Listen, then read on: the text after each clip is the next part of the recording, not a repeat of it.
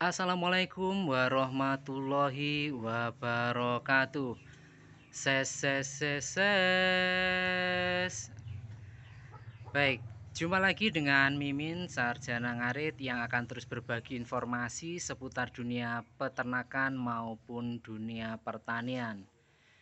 Gimana Min kabarnya sore ini Min? Baik, seperti yang Sobat Ngarit lihat ya, ini di kamera ini terdapat Jatayu ya. Yang mana pada tanggal 27 April 2025 ini Jatayu berusia 3 bulan 4 hari. Karena lahirnya itu pada tanggal 24 Januari kemarin. Seperti yang saya sampaikan pada video sebelumnya, itu di mana Jatayu kita rubah untuk pakannya.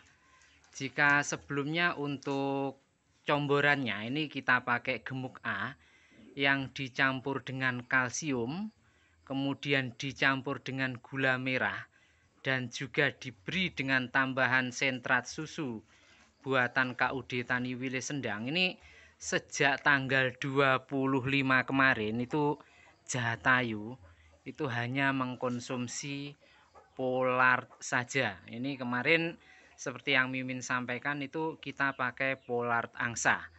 Dikarenakan untuk Pollard angsa itu sendiri proteinnya mencapai 14%. Gimana Min hasilnya Min? Baik, untuk sampai hari ini tidak ada kendala ya. Setelah Mimin amati, ini untuk feses, ini fesesnya masih normal. Si Jatayu ini tidak mengalami mencret atau diare yang diakibatkan oleh perubahan pola pakan. Karena memang kita kemarin itu merubahnya secara bertahap.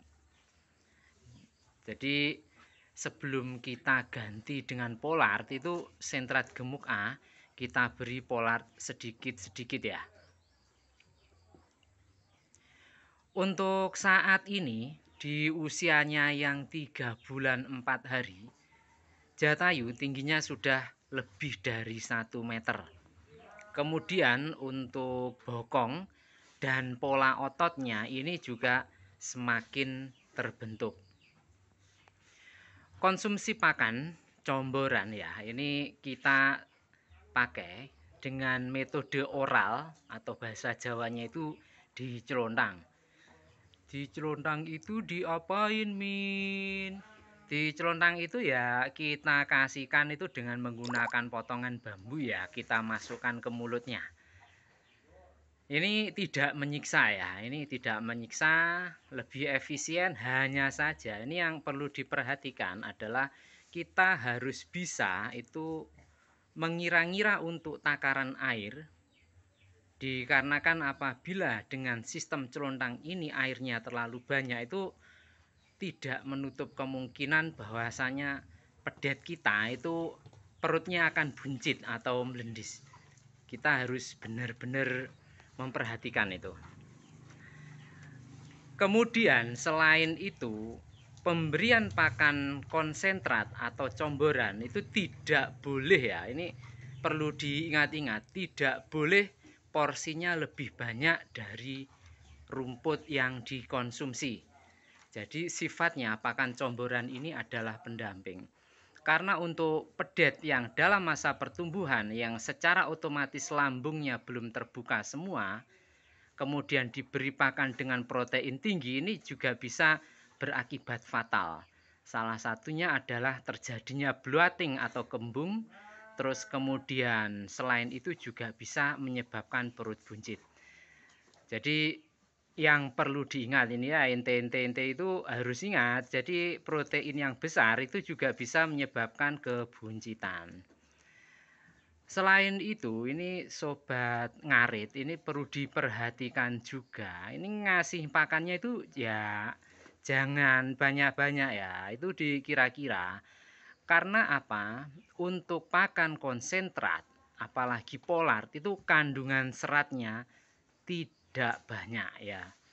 Oleh karena itu dulur-dulur sobat ngarit itu harus benar-benar memperhatikan bahwasannya si sapi harus tetap makan hijauan atau rumput kering, atau yang bahasa kamu-kamu itu ya disebut hay itu. Terus gimana Min cirinya sapi kekenyangan Min? Baik, ini untuk pedet ya. Untuk pedet yang dalam masa pembinaan kemudian diberi pakan comboran berlebih, itu ciri-ciri utamanya adalah pedet tidak aktif lagi. Jadi setelah makan dia cenderung langsung rebahan, kemudian nafasnya tersengal-sengal, itu karena kekenyangan ya. Kayak ente-ente itu kalau makan kebanyakan ya nafas saja sulit, itu sama itu kayak pedet itu ya. Jadi oleh karena itu harus benar-benar diperhatikan, jangan terlalu banyak. Pedet harus tetap bergerak, pedet harus tetap lincah, dikarenakan ini kalau sampai pedet ini geraknya kurang juga akan berpengaruh pada proses pencernaannya, ini bisa kembung juga. Jadi salah satu syarat itu pedet atau sapi agar tidak kembung itu dia harus istilahnya gayem ya, harus gayem. Sedangkan untuk comboran itu tidak bisa digunakan untuk gayem. Itu dikarenakan tidak ada atau sedikit sekali kandungan seratnya. Itulah yang menyebabkan kenapa beberapa peternak itu gagal dalam pembinaan pedet yang berakibat pada pedetnya mengalami kembung.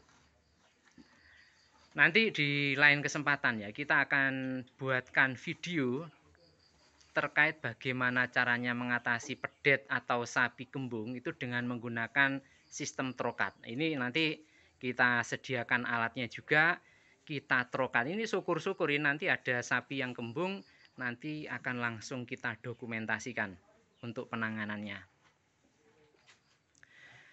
Baik, dulur-dulur, seperti yang dilihat ini si Jatayu perkembangannya sangat pesat dan tidak terjadi buncit sama sekali.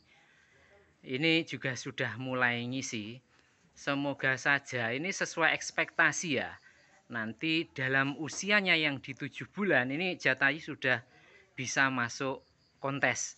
Ya, doakan saja ini nanti ototnya akan semakin terbentuk sempurna. Untuk Belgian Blue Jatayu ini sendiri, untuk pola warnanya ya ini tricolor atau 3 warna dengan pola warna simetris antara badan kanan dan badan kirinya. Jadi inilah kemarin yang membuat beberapa kolektor Belgian Blue ini sempat mengejar Jatayu dengan harga yang cukup fantastis ya.